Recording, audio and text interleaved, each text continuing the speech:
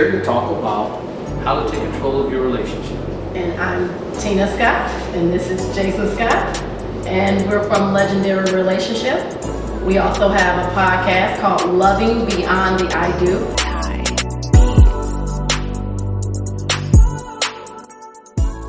Hi y'all, it's Simmons. I am your certified life coach, author, and inspirational speaker. Today, here with me for love, languages, and relationships, I have the amazing Jason and Tina Marie Scott, and we're just going to be talking love, health, and well-being. Healthy relationships versus toxic relationships. Okay. What would you consider traits of a healthy relationship versus a toxic relationship? Some of the words that are said, the actions that are done. That's an individual thing, healthy versus toxic, because what's toxic to you may not be toxic to me. We all know some levels of being, what toxic is, and laying hands on someone and doing that type of thing. But it all depends on your pain level. And if your pain level obviously is going to be different than mine, so how much can you stand is what's toxic. So I can be in a tumultuous relationship, but I can still be happy because it fits within my box. But for me, I can't be in that box. So whatever you can stand, so you have to know yourself. I know a lot of times we know there's certain traits, right? If they lay hands on you, if they checking your phones and doing all this other stuff, then that's kind of a toxic relationship. Right. But if you're accustomed to that and you're okay with that, that may not be toxic. So you have to find out really what's toxic to you. So again, you have to turn within and say, look, this is my level, this is what I will take, what I won't take. Some people can find a good man. I'll say women find a good man, and he's too good. He treats me too well. Then I don't like that, right? So he says, I'm giving you a good relationship. She's like, no, I need a little bit more toxic in my relationship, right? And he's like, well, I don't give that, right? So it's all about where you are. So you have to find that judgment of what's toxic and what isn't. I know it's kind of it doesn't answer the question directly, but it's more of an individual thing. I think that's what I like about us, is that we think totally different, right? Because I would have never thought of it that way. So, and that's what brings something good to the table when we're doing relationships or talking about relationships. Everybody's point of view. What I have noticed is that there is no cookie cut relationship, right? So, but we do know some traits that you can look for is there physical abuse? Is there verbal abuse? Is there mental abuse? Is the one person feel as though they're being used to an abusive way? Do I feel more in prison than in love? Right. So I think, absolutely. So there are some signs that we should and can look for, but at that same token, thinking of you, what may be a healthy relationship to me may not be a healthy relationship to you, which means that, again, background, culture, our upbringing, how I feel loved. Now, again, we should definitely look at those traits of, is there some type of abuse, but, and then I don't like to use the word toxic because we have to be careful with the words we use. I think in our relationships, we have to be more aware of what is healthy to us, what is healthy and is going to promote health within us and health in our relationship. It's going to make us continue to grow, continue to be the best person that we possibly can be. So a relationship should have, am I showing up as the best version of myself? And if I'm not, is it because of me or is it because of the relationship? Is it because of my mate? Is it because of what's going on in the relationship? So I think there's a lot of different variables that we have to look at when we answer those questions. That doesn't mean it's toxic because you're disagreeing, but more so when I think of toxic, I think of manipulation. You're being manipulated, you're being abused, you're being used, and you can sense that within that somebody's not really appreciating you for what you bring to the table and using it to their advantage. You have to be careful with that also, I would say, because when we say somebody's being manipulated, my mom once told me somebody can't do to you what you don't allow them to do. Exactly.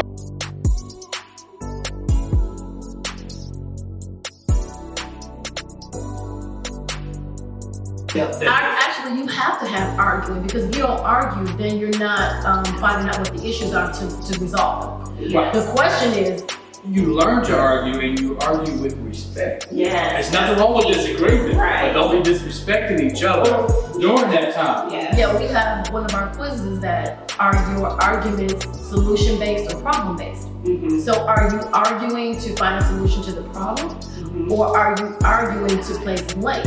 Is it problem-based? You're the reason why we don't do it. He's the reason. So we have to, again, if you don't argue, that means you're not communicating. We just have to find an effective way to communicate. I agree with that, and I like I statements because that takes the emphasis off the other person. Absolutely. Yes. Rather than saying you. Yep. I want you to understand. I'm Right. saying, this is how I see it. So this is coming from me. Right. Not putting all the blame on you. So those were great responses, and I really love the different perspectives. I do too. Like I said, there is no right answer. Right, there really isn't. And it's all what fits within your relationship. And I Yes. think, and I've noticed, like, there's times that our children have come to me and asked me a question, and I have answered, and I'm like, oh, that's a pretty good answer. And then they'll ask them, and I'm like, wow, I didn't even think of that. Like, it's just how we view things. Different perspective gives it a more colorful relationship and a better array of answers, where it's not just one size fits all. And then you're not saying that, okay, you did this, and this, I'm in a toxic relationship. Right, I feel right, happy exactly. in this relationship, Right. but I just went to a seminar and told me that if you did these things, then I'm in a toxic relationship. So we have to, Yes. but then we're judging. We're judging according from what we would want to be treated. My level of what my relationship Exactly. is. So I feel as though you're being manipulated, but that may be your love language. You may like to be controlled. So we, again, it's the play on words. Now, if you have someone doing something they totally don't want to do, and it's something wrong, okay, someone stealing or whatever, there's different things. Mm-hmm. But for me to sit back and judge your relationship and say, well, she's being manipulated because he has total control. Again, I'm looking from the outside in. Right. So we have to, Right. Some to people me, like it may that, be manipulation. like some things I don't want to deal with in our relationship. But not only that, but some people are more outspoken. Right. So you may look at it as he's manipulating me or I'm manipulating him, but in actuality, that's just the way we communicate. Right. So it works for that couple. Right. Or it may not be For you. manipulation. Right. It might not work for this couple over here. Or Exactly. I may be more outspoken and he may be more reserved, and so therefore you see me doing a lot of the assertion, me doing a lot of the talking, or because it doesn't always have to be the man doing it, right? And so you go, well, she's a manipulator. She has him doing everything, she has him doing what she wants, but in reality, he can't do anything that he doesn't want to do. Right. You can't make someone do something unless they allow it to be done. Right. And if they're content with it, then who am I to judge that it shouldn't be done that way? Right. From the outside of me. Absolutely. Yeah. Within the relationship, though, there are situations where Absolutely. people feel Yeah. that they are being Manipulated. And since you brought up the love languages, I just want to touch on that real quick. Where is that may fall into, how do you show that? Is that with your time? Is that with your actions? Your acts of service. Do you cook for me? Do you buy gifts?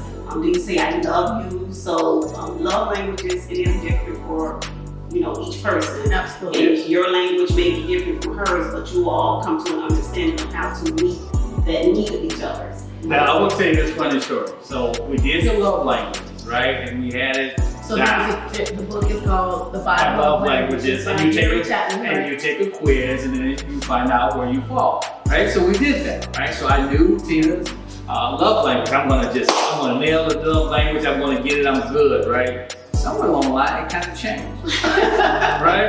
I wasn't expecting that, right? This is her love language, right? I got it. I'm gonna give you whatever it is that you need. Right. So we took the test again.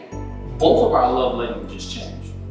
Okay. Within a That's 6 to 8 month period, Okay. change, right? So it says, wow, this is ever evolving. It's not a one time you take a test and this is my love language. My love language changed based on different situations, times, and things of that nature. So it's ever evolving. So I don't want people because we're constantly evolving. right. Or your relationship changes. Yeah. So the author says that your love language doesn't really change. Like you're pretty much, which I kind of understand that. He says that we pretty much have a set way of wanting to be loved, right? And it doesn't change, but sometimes we may need more of something else. So if our relationship at this time right now, I feel as though he's being taken away from work, I may want more quality time. And then if we're always together, then I may want more gifts. So I think as our relationships evolve and they change, depending on the situation surrounding our relationship, I think your love language kind of turns to it, but ultimately, our love language, the primary one, kind of stays the same. Or my other thought with Gary was that he's a man and he doesn't realize that women change. All the time.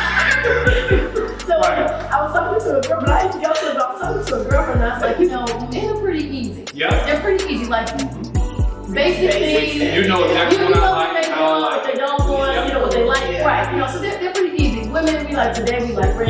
But tomorrow don't bring me nothing red. I'm like, wait a minute, I'm not having this. So I told him, like, you keep buying me flowers. And I was like, why do you keep buying me flowers? Like, okay, they're gonna die. Like, I don't need flowers. Like, don't waste your money on that. I didn't know it was gonna be 15 years before I got another flower. So you're joking, right? So I'm shooting you the game, right? I'm not gonna waste any more money. I literally had to tell him, okay, I can bring flowers. I'm like, oh, okay, I'll buy something. I'm not gonna buy something that you don't You want. told me you didn't want the flowers. Right. I didn't want these flowers like every week. Like, so women, or, we go out to eat, I'll try this dish, I'll try that dish. I pretty much know what he's gonna get on. Yeah. No matter what restaurant we go to, even my kids know what dad's gonna order this. Thank you when I sit down and eat. So we're a road trip family, right? So when we take road trips, we like to get snacks. That's like our MO, right? So he'll go into the gas station. I know he's gonna get a Kit Kat. He'll get 2 king size Kit Kats, put them in the middle, and he'll be like, "Honey, you want something? Oh, let me see. I have a taste for a Reese cup." How come for the next 6 stops, he'll bring me a She get Reese cups. She told me what she likes. It's like real simple. Like you just tell me I just need to know the specifics. That's it. And if you tell me you like something, I'm going to give you more what you like. You said you don't like something, I'm not going to do that anymore. I just want to kick it. Baby, that's all I want. See, with us, we're like, oh, it's nuts and caramel. Right. So men, for the most part, if we learn to understand what they need, their love language, so they can take the quiz. Does he need words of affirmation? Which means that some people need that because of their childhood. They didn't get that. They didn't get the worthiness, right? Yeah. Do they need physical touch? And sometimes men confuse physical touch with sex. All men want sex. 99% Physical of the touch time. is different. If you can go without your mate touching you throughout the day and you're okay with it, that's not physical touch. We're not talking about sex.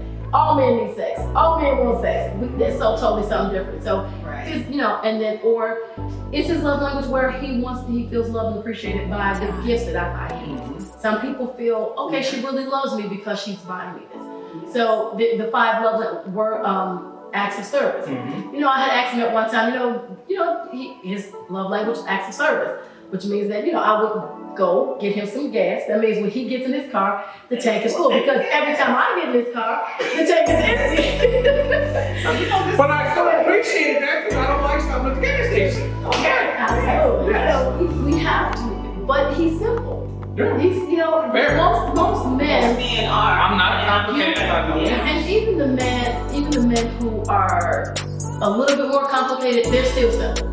Like they like what they like. Yes. They don't deviate from it. Yes. They're not, no, I like this, I like that, I want to go here, I don't want to do this. So I think if we just learn to stop trying to put who we are on our mate and speak their love language and have them speak our relationship. And respect it in Absolutely. wherever you are, and whatever love language you Just be have. careful what you tell them. So if you tell them you don't go wrong, Right. they might be about 15. I was like, wow. I'm learning that as well. And my marriage with my husband, I have to be very specific with details because he's gonna stick to the. He's gonna listen to what you say, and you're gonna be like, well, I Because said the that. first thing you're going to say is, he doesn't listen to you. And we don't want to have that conversation, so we're going to listen to you. No room for imagination. Right. It needs to be this Exactly. way. And they get it. And I think relationships can be just that simple. We complicate them.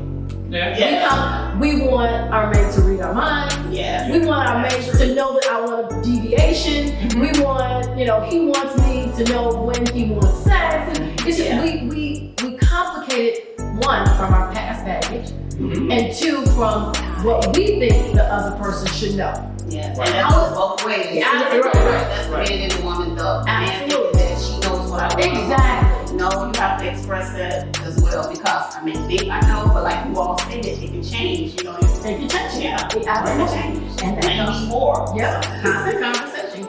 Being in touch and in tune with each other. Mm.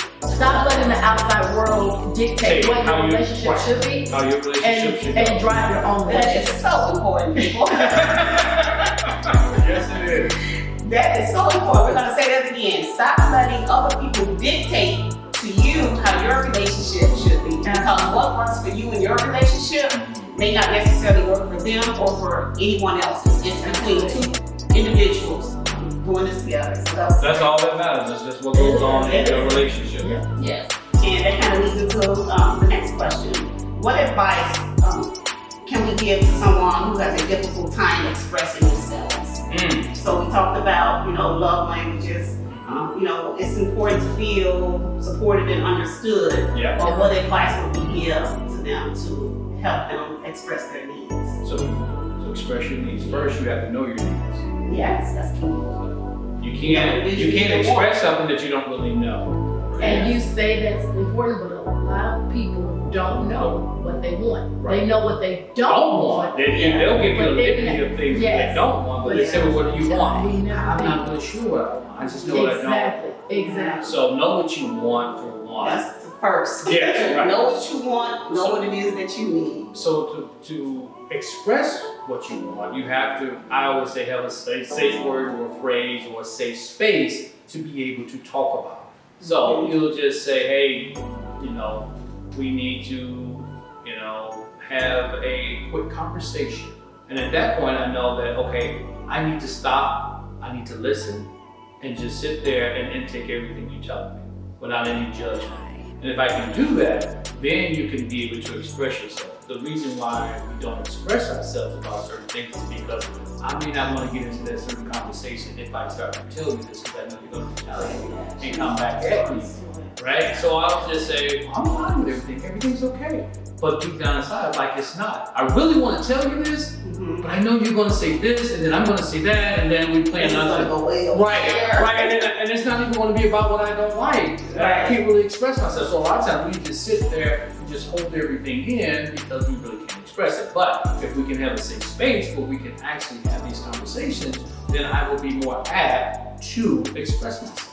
So we say that like in terms of, so if it's something I want to talk to them about, you can come up with whatever. It can Whatever be, phrase or- let's have a love talk. So Okay. love talk means that I want you to hear what I'm saying, not what you think I'm saying. I want you to put your defenses down. I want just you and me to come, and I want to be open and honest with you at this moment. So, Yes. Let me so say when- this. Mhm. Yes. But the person who initiates the love talk, the other person knows I'm in listening mode. Right. That's it. I'm not in talking. I'm not in talking mode. I'm not in in defense mode. Right. I'm just sitting back. I'm a friend, and I'm Yeah. just taking in everything you say. Right. So that was the first thing when having giving you being able to switch it. So we have to have something that takes us from where we are to that space where now we're two people where I'm hearing you, I'm listening, we're talking. There's no, I'm not on the defense.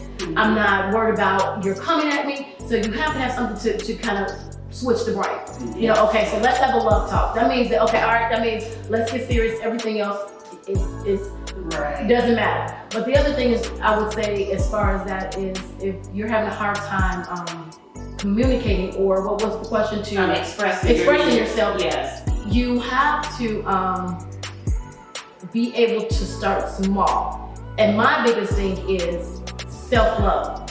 Yes. I would say, so if I'm having a hard time expressing myself, it's because it's something within me that feels as though either I'm not worthy, or I'm not brave enough, or I'm afraid. So we have to do a lot of self-work. Yes, so I would tell someone, start working on you. And once you become and get familiar with yourself, love yourself, bring that true person out, then you won't have it becomes easier to express that to other people. And as Jason said, first know what you want. if I don't know what I want, I can't express that to you. So I have to do the work of finding out what is it that I want. Yes. What is it that's making me unhappy? What makes me happy? Yes. Why am I feeling intimidated? Why do I feel like I can't express myself? So my biggest thing is that people need to do self-love.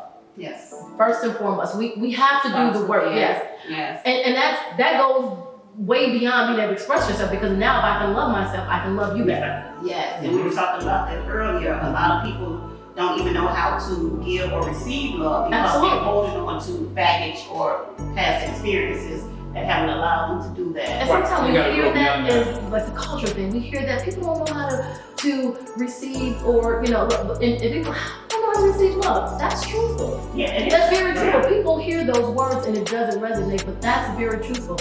If we've never been loved or know how to receive love in a healthy way, when somebody's trying to love us, we don't know how to respond. We reject We- that. What is this? Right. No. That person's too soft. I don't know. It's a mechanism to survive, so then we reject it or we're defensive to it and we're wondering why we can't love. Yes. So these are all the things that, again, we have to go back and understand. What's at the bottom of our relationship? What's the foundation? What's at the root? What's the problem? What did I experience as a child? Because all of our childhood wounds or things we didn't resolve or our parents' issues, Yeah. they're with us. Yeah. And we play them out in our relationships. Sometimes we don't even realize that, right? Because it's the subconscious. Yes. And if we don't deal with it, it's going to show itself. And many times, in a way, when we're not ready for it, we're not prepared for it, it just shows up and it blows up. It can go wrong. Because like I'm saying, well, let's say he doesn't move his plate. Man, you want to bring up the plate again? That's one of those problems that won't go away. We're arguing over a plate, but I Yeah. have to ask myself, what is the real right? Yeah. Why does him not moving his plate bother me? That's what I'm Was saying. it because my mom made me clean a lot, or my dad did it? Like, that's what I'm saying. So everything in our past definitely has an upfront seat to the relationship. Our responses and our actions. Absolutely. It's always rooted in something. Always, Yeah. always. And we have to not only put ourselves in the other person's shoes, but we have to ask ourselves, why do I feel this way about a certain thing? Why does it bother me so much? Yes. What is the real issue? Is it that he's not moving it? Just like I had learned years ago. I can't remember what was in his mom. There's plenty of other things I'm not doing, that irritate you. So we go past each other, or we're upset over the week over whatever, an argument we had a week ago, and then I come home and he's eating my bag of chips, right? So we start arguing, and this is hypothetical, I'm just saying, we start arguing over this bag of chips. Is the bag of chips the issue? That's not the issue. No, it's not the No. issue. Absolutely. So that's what I'm saying. We have to realize and be able to be intentional in our relationships and be conscious of what is the real issue. Right. Why are we arguing? Know our triggers. Yes. Right. Own our stuff. Right, we have to, right? And own it and understand that it's not always the other person. Sometimes it's us. Yeah. And we need to just deal with us. Yeah. Right. Yeah. I can say 99% of the time it is us. It's us. If we can take care of us, then we can take care of the Everything else we relationship. need. Yes. Right. And we'll be able to We get gotta up. own our stuff. We gotta own our own stuff. We do. Yes. Okay, so what else? I'm loving this. Okay. So, in intimate relationships, and this would be with married couples, people who actually live together, not just dating, outside of keeping information of having an affair, because you should be open with that and put it on the table. So, outside of that, is it anything that couples should keep under wraps? For instance, I don't like your family number. Is it some things that we should just keep to ourselves versus just being open and putting everything on the table because we're married and because we're a couple and we're supposed to share in everything? Or is it some things that, no, I just need to keep this to myself because it might not go over well?